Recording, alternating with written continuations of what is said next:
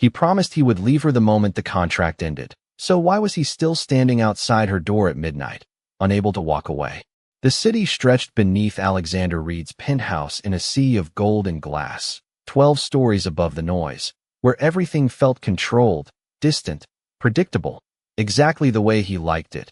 But tonight nothing obeyed his rules, not the silence in his chest, not the weight in his hand, not the memory of her voice that refused to fade, and certainly not the promise he had made 6 months ago in a quiet office that smelled like leather and rain, a promise that had been simple, clean, and emotionless, just like every deal he had ever signed.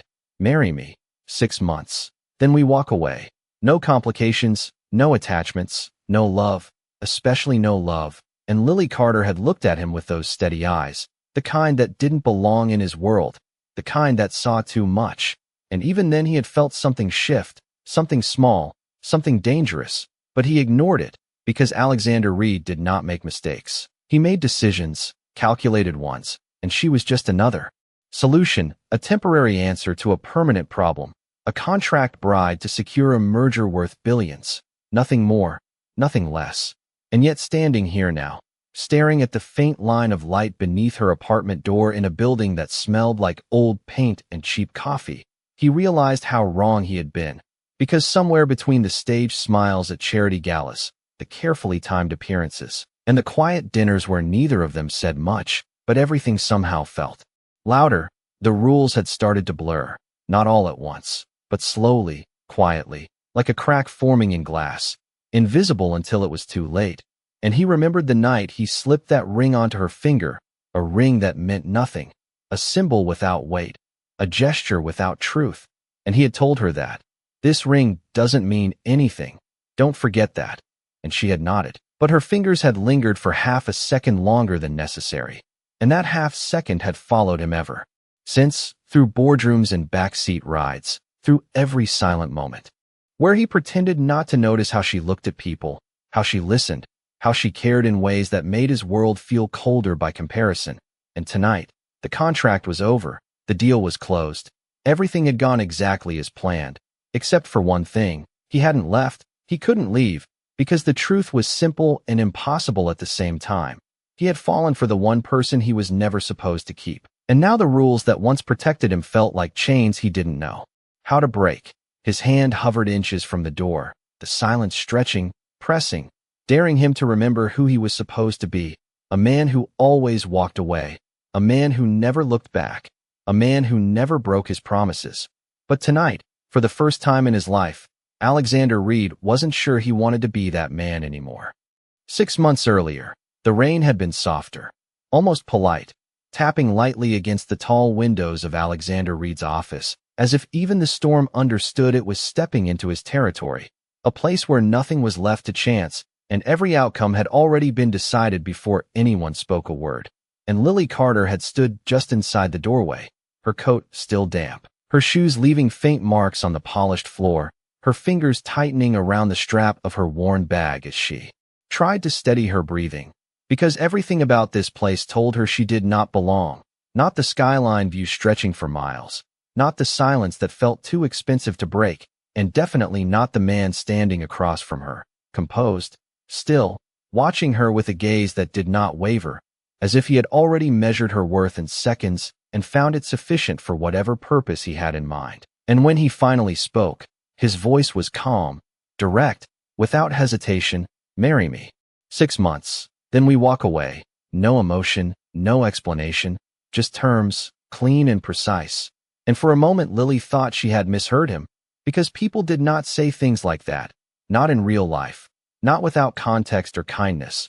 But Alexander Reed was not most people, and he did not offer comfort, only clarity. And when she did not respond, immediately, he slid a thin document across the desk, the contract already prepared, every clause carefully written, every condition outlined in language that left no room for misunderstanding, and yet somehow left her with more questions than answers. What do you get out of this? She asked quietly, her voice barely above the sound of the rain, and he met her eyes without blinking. Control, he said simply, and in that single word she understood more than he intended, because this was never about love, never about companionship. This was about securing something he could not afford to lose, and she looked down at the paper again. Her name printed neatly where her signature would go, her future reduced to ink and obligation, and she thought about the hospital bill sitting unpaid on her kitchen counter, about the call she had stopped answering, about the way time felt like it was closing in on her from every direction, and she swallowed the doubt rising in her chest, because this was not a choice between right and wrong. It was a choice between losing everything or stepping into a world she did not trust. And when she picked up the pen, her hand trembled just enough for him to notice. But he said nothing. He never said more than necessary.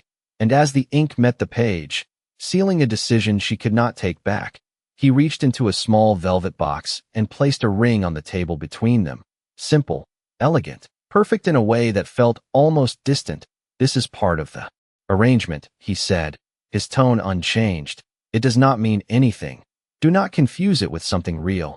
And Lily looked at the ring, then at him, and for a second she wanted to laugh at how easy he made it sound, as if meaning could be controlled the same way contracts could, but instead she slipped it onto her finger, the cool metal settling against her skin like a quiet promise she did not fully understand. And as she stood to leave, the rain outside growing heavier now, louder, she paused at the door and glanced back, and for the briefest moment she caught something in his expression, something almost human, almost uncertain, but it disappeared before she could be sure it had ever been there at all.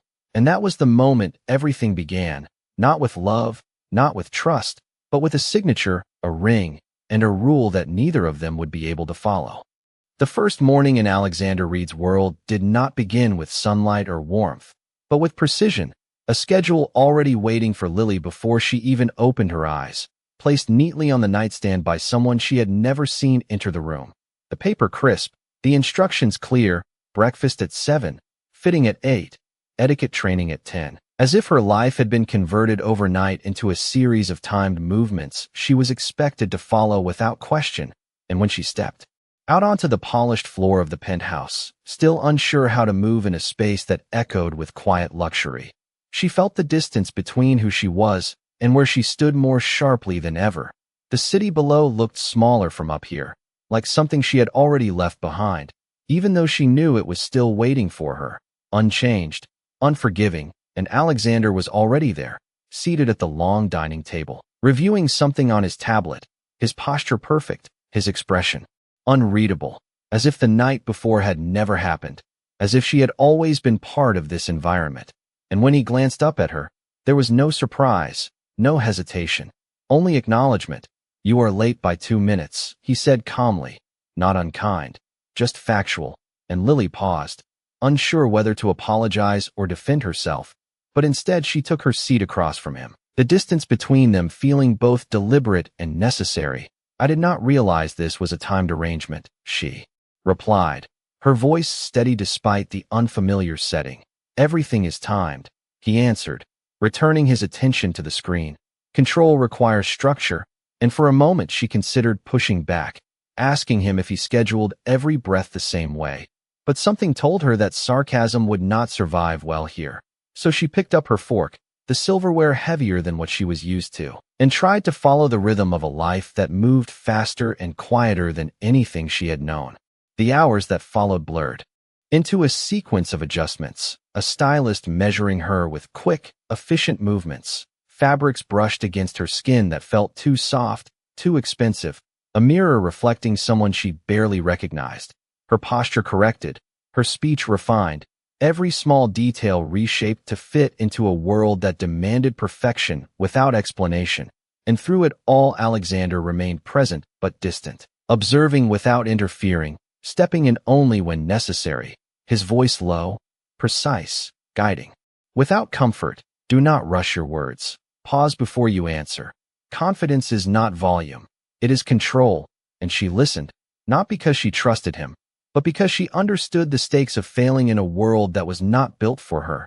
And later that evening, when the city lights flickered on and the skyline turned into something almost unreal, they stood side by side on the balcony, the air cool, the silence stretching between them again, and for the first time she allowed herself to look at him without the filter of obligation. "You really believe people can be managed like schedules?" she asked quietly, and he did not answer immediately, his gaze fixed on the distance as if searching for something beyond the buildings. People are unpredictable, he said after a moment. That is why I remove variables whenever possible. And she nodded slowly, understanding more than he intended again. Because what he was really saying was that he did not trust anything he could not control, including her, including this arrangement. And as the wind brushed lightly against her face, she glanced down at the ring on her finger, still unfamiliar, still too perfect, and wondered if it truly meant nothing, or if it was already becoming something neither of them had planned for. Because even in silence, something was changing, subtle, unspoken, but impossible to ignore. The first public event arrived faster than Lily expected, as if the days leading up to it had been quietly erased by the pace of Alexander's world. And now she stood at the entrance of a grand hotel ballroom, the doors towering above her, the sound of voices and soft music spilling through the narrow opening as guests filtered inside with effortless confidence. Each step they took measured, practiced, belonging, while she paused just long enough to feel the weight of everything she was about to step into. The dress she wore fitting perfectly, yet still unfamiliar. The ring on her finger catching the light in a way that felt almost too noticeable. And beside her, Alexander adjusted his cufflinks with calm precision, as if this night were no different from any other. Remember, he said quietly without looking at her, do not react too quickly. People watch for hesitation, and Lily let out a slow breath, her eyes scanning the room ahead. I am not worried about them watching, she replied. I am worried about them knowing I do not belong here. And for a brief moment he turned toward her fully, his gaze steady, almost searching.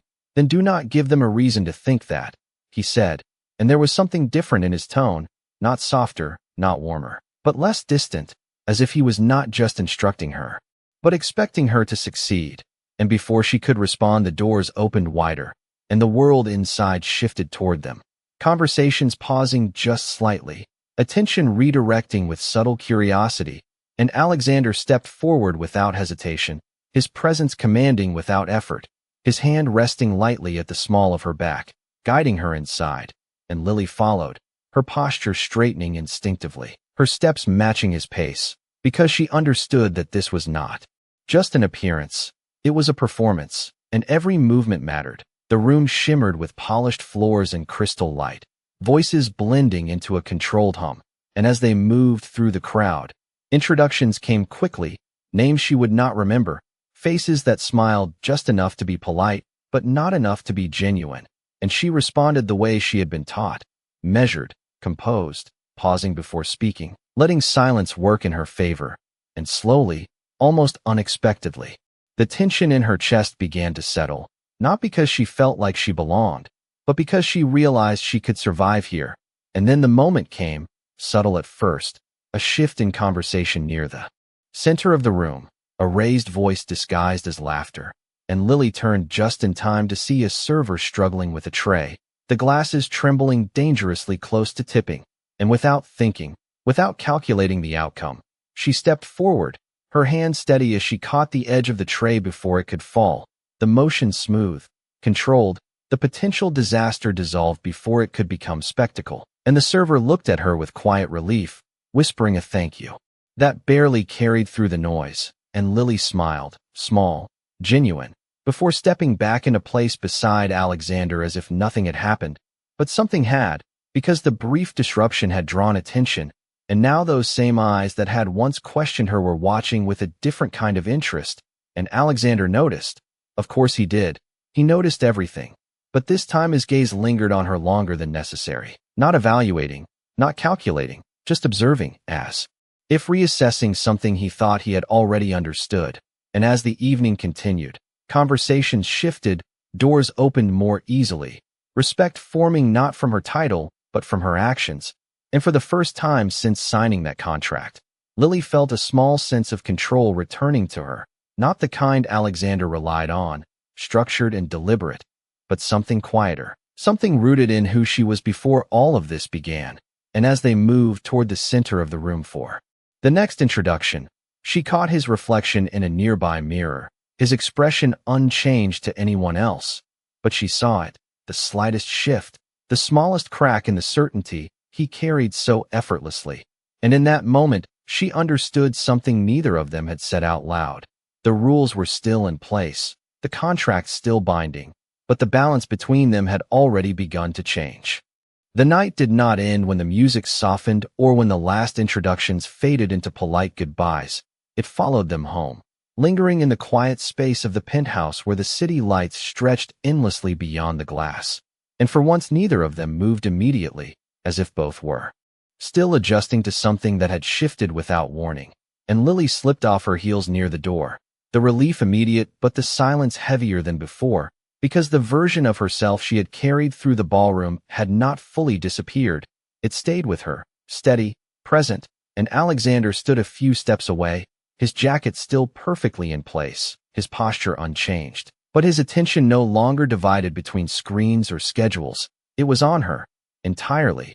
"You handled that well tonight," he said after a moment, his voice calm, but lacking the usual distance. And Lily glanced at him, slightly surprised, not by the words but by the absence of calculation behind them. "I did not follow your schedule for that part," she replied, a faint hint of challenge in her tone, and something in his expression shifted, subtle but unmistakable. "No, you did not," he admitted, and for a second it almost sounded like approval. And she moved further into the room, her fingers brushing lightly against the edge of the table as if grounding herself in something familiar. "You cannot plan everything," she said quietly, turning back toward him. "People are not problems to solve." And he held her gaze, longer this time, as if weighing whether to respond or to dismiss the thought entirely, before finally speaking in a tone that was less certain than before. "Unpredictability leads to mistakes." And Lily shook her head slightly. "Or it leads to something real," she said, and the word real hung in the space between them, heavier than it should have been. And for the first time since she had met him, Alexander did not have an immediate answer. His silence no longer controlled but reflective, and the moment stretched until it became something neither of them could ignore. So he did what he always did when faced with something he could not define. He stepped back, physically and emotionally, turning toward the window as if the city beyond it could offer clarity, but it did not. It only reflected what he was trying to avoid. And Lily watched him, recognizing the distance returning, the walls rebuilding themselves piece by piece. And she understood then that whatever had shifted tonight had not broken the rules, not yet, but it had tested them, pushed against their edges. And that was enough to make everything feel uncertain. And as she turned to leave the room, retreating to the space that had been assigned to her, she paused just long enough to look down at the ring on her finger again. The same ring he had told her meant nothing, and yet it had been seen, noticed, respected, not for what it symbolized, but for what she had carried with it. And she wondered quietly if meaning was something that could be denied simply by saying it did not exist, or if it grew anyway, slowly, without permission. And behind her Alexander remained still, his reflection caught in the glass. The image of a man who had built his life on certainty, now standing in the presence of something he could not control.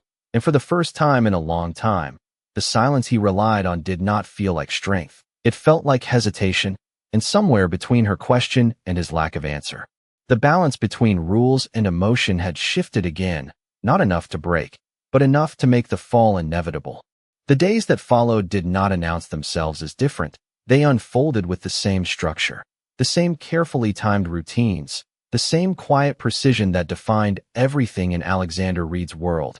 And yet something beneath that structure had shifted, subtle but undeniable, like a rhythm slightly out of sync. And Lily noticed it first not in what he said, but in what he did not say. The pauses that lasted a fraction longer, the way his attention lingered when it should have moved on, the way silence no longer felt like control, but like something he was trying to understand. And it showed most in the smallest moments, the kind that would have meant nothing before, like the morning she found him standing in the kitchen instead of at the dining table, a cup of coffee in his hand, not reviewing anything, not speaking, just watching the light move across the floor as if time itself had slowed. "You are not working," she said lightly, stepping into the room, and he glanced at her, almost as if returning from somewhere else. "I finished earlier," he replied. But there was no follow-up, no immediate shift back to efficiency, and she studied him for a second longer than usual, noticing the difference without naming it. And later that afternoon, When a minor issue arose at one of his company offices, something that would normally be handled without his presence, he chose to go himself, and without explanation, he asked her to come with him, not as part of the contract, not as a scheduled appearance, but simply because he did not want to go alone. Though he would never phrase it that way. And the drive there was quiet, the city moving past them in long stretches of gray and gold, and Lily found herself watching him instead of the road, noticing how his fingers rested against the steering wheel, relaxed but not tense, how his gaze shifted occasionally toward her as if confirming she was still there. And when they arrived, the issue turned out to be small, a disagreement between employees, nothing that required authority as much as it required understanding. And before Alexander could step in with his usual direct approach, Lily spoke first, her tone calm, her words simple, asking questions instead of giving orders, listening instead of correcting, and the tension in the room dissolved almost immediately, not because she had control, but because she offered something he did not. And when it was over, as they stepped back into the quiet hallway, he did not comment right away. He simply looked at her, the same way he had at the gala, not assessing, not calculating, just observing. "You did not solve the problem," he said finally, his voice thoughtful, and she raised an eyebrow slightly. "No," she agreed. "I helped them solve it themselves." And he considered that, the idea settling into him slowly, as if it required space to exist, and for a moment he almost smiled, not fully, not openly, but enough to break the usual stillness of his expression, and something about that moment stayed with both of them longer than expected, because it was not part of the contract, it was not part of the plan, it was something real, unstructured, unpredictable. And as they left the building and stepped back into the fading light of the evening, Alexander realized something he had spent years avoiding. Control had limits, and beyond those limits was something he did not fully understand, something that did not follow rules or respond to structure, something that existed in the space between what was said and what was felt. And as he glanced at Lily again, walking beside him without hesitation, without fear, he understood that she had become that variable, the one he could not remove, the one he could not define, and the one he was no longer sure he wanted to lose, even if it meant breaking every rule he had ever relied on. The gala that followed a week later was larger, louder, and far less forgiving than the first, the kind of event where every smile carried weight and every word was measured against reputation. And this time Lily could feel it the moment they stepped out of the car, the attention sharper, more focused, less curious, and more calculated, as if the room had already decided who she was before she even walked in. And Alexander sensed it too, though he said nothing, his hand resting lightly against her back once again, guiding her forward with the same quiet authority. But there was tension beneath it now, something unspoken, something waiting. And as they entered the ballroom, the shift became undeniable. Conversation slowed just enough to notice them. Eyes lingered just a fraction too long. And Lily held her composure the way she had learned, steady, controlled, refusing to react even when the atmosphere pressed against her, because she understood now that this world tested people not through direct confrontation, but through subtle exposure. And the first move came sooner than expected, a voice cutting gently through the crowd with practiced ease. "Alexander, I did not expect to see you here with her." And when Lily turned, she saw a woman standing a few feet away, poised, elegant, her smile perfect but her eyes sharp, calculating, someone who belonged here in a way Lily still did not. And Alexander's expression changed only slightly, a tightening around the edges. "Victoria." "Hail," he acknowledged, his tone neutral, and the woman's gaze shifted to Lily, lingering just long enough to make the message clear. "I have heard so much about this arrangement," Victoria said, her voice smooth, almost pleasant, and Lily felt the words settle into the space between them. Arrangement, not marriage, not partnership, something temporary, something transactional. And she understood immediately that this was not an accident. This was intentional, a test designed to expose what they had carefully controlled. And for a brief moment, she glanced at Alexander, waiting, not for protection, but for acknowledgement, for something that would define where she stood in this moment. But he remained silent, his gaze fixed, his posture unchanged, and that silence, heavier than any accusation, told her everything she needed to know. And Victoria continued, her voice lowering just enough to draw attention without raising suspicion. It must be difficult, playing a role like that in front of so many people. And Lily felt the weight of every eye in the room, not openly staring, but listening, waiting. And for a second the room seemed smaller, the air tighter, the rules pressing in around her. And then something shifted, not in Alexander, not in the crowd, but in her, because she realized she did not need his answer to define herself. And she turned back to Victoria, her voice calm, measured, stronger than before. The only difficult part is when people assume they understand something they were never part of, she said. And the words landed quietly but firmly, enough to disrupt the balance. Victoria had tried to control, and for a moment the woman's smile faltered, just slightly, before returning, but the damage had been done. The narrative had shifted, and the attention in the room changed again, no longer focused on exposing her, but on observing her, reassessing, and Alexander saw it. Of course he did, but what he saw mattered less than what he had not done, because as the conversation moved on and the tension dissolved into the background, Lily understood that the real fracture had not come from Victoria's words. It had come from his silence, the one thing she had not prepared for. And as the evening continued, she maintained her composure, played her part, fulfilled every expectation written in that contract. But something inside her had already stepped away, quietly, deliberately, and for the first time since this arrangement began, she was no longer unsure of where she stood, not in this world, not beside him, but beyond it, because some rules were meant to protect, and others only revealed what was never truly there to begin with. The ride back from the gala was quieter than any silence they had shared before, not because there was nothing to say, but because too much had already been said without words, and Lily sat facing the window, watching the city lights blur into streaks of gold and white as the car moved through the streets, her reflection faint against the glass, the ring still on her finger catching fragments of passing light, and Alexander sat beside her, his posture unchanged, his gaze forward, but his stillness no longer carried the same certainty. It felt heavier now, like something unresolved pressing against him from the inside, and neither of them spoke, not during the drive. Not when the car stopped. Not even when they stepped into the quiet of the penthouse where everything looked exactly the same and yet felt entirely different. And Lily moved first, slipping off her heels with a slow, deliberate motion before turning toward him. The distance between them no longer defined by space, but by everything that had happened. "You should have said something," she said, her voice calm but unwavering, and Alexander did not respond immediately, as if the words required more effort than he was used to giving.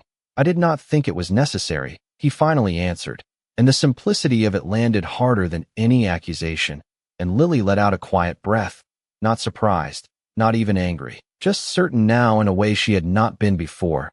"It was necessary to me," she replied, and he met her eyes then, fully, for the first time since the gala, and something in his expression shifted, not defensive, not dismissive, but unfamiliar, as if he was realizing too late that there was something he had failed to account for. "I followed the agreement," he said, his voice steady but lacking conviction, and Lily shook her head slightly, stepping closer but not crossing the invisible line between them. "No, you followed the rules," she said, and the distinction hung between them, sharp and undeniable, and for a moment neither of them moved, the silence stretching until it became something that demanded resolution. And then Lily reached up, her fingers brushing lightly against the ring, the same ring he had told her meant nothing, and she slipped it off slowly. The motion simple but final. "You were right about one thing," she said, quietly, placing it on the table between them. "This does not mean anything," and the words echoed differently now. No longer his, no longer a rule, but a realization she had claimed for herself, and Alexander's gaze dropped to the ring, his expression tightening just enough to reveal what he was trying to hold back. But he did not reach for it. He did not stop her, because for the first time he did not know how. And Lily stepped back, the distance returning in a way that felt permanent. "I agreed to a contract," she continued, her voice steady, "but I did not agree to disappear when it mattered." And he took a step forward then, instinctively, as if closing the space could fix something that had already broken. "Lily," he began, but the hesitation in his voice stopped him before he could continue, and she saw it. the uncertainty, the crack in the control he had built his life around. And for a moment something in her softened, but not enough to change what she already knew. You do not have to say anything now, she said gently, because this was never about what you say. It is about what you choose, and the truth settled between them with a quiet finality. And as she turned and walked toward the door, leaving behind the ring, the contract, and everything that had once defined this arrangement, Alexander remained where he was, staring at the small piece of metal on the table as if it held an answer he could not find anywhere else. And in that moment, for the first time in his life, he understood what it meant to lose control, not over a situation, not over a deal, but over something far more dangerous, something real, something he had already chosen without realizing it, and now might be too late to keep. The door closed softly behind Lily, the sound almost too quiet to match the weight it carried. And for a long moment Alexander did not move, did not speak, did not reach for anything. He simply stood there in the stillness of a space that had never felt empty until now, his gaze fixed on the ring resting on the table, small, simple, meaningless, except it was not anymore, because now it held everything he had failed to say, everything he had chosen not to do, and the realization settled. Slowly, heavily, not like a sudden shock, but like something that had been building all along, waiting for this exact moment to become undeniable.